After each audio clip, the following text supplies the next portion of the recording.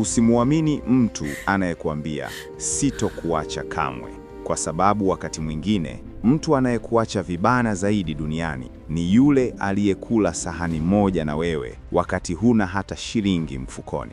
Kuna watu wanakupenda ukiwa maskini, lakini wakiona pesa wanasahau kabisa nani aliyewainua kutoka mavumbini. Na kuna watu wanaacha dhahabu mikononi mwao kwa sababu tu waliona fedha iking'aa mbali.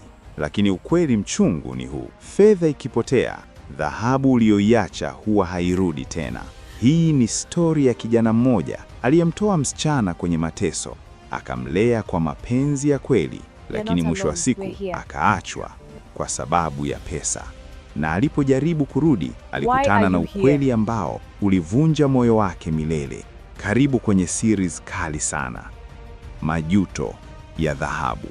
Kabla tujaanza, kama unapenda stori kali za maisha, mapenzi, usaliti na mafanikio, hakikisha umesubscribe channel hii sasa hivi. Bonyeza like na washia kengele ya notification ili usikose episode mpya, kwa sababu stori hii itaumiza moyo wako, lakini pia itakufundisha kitu kikubwa sana maishani.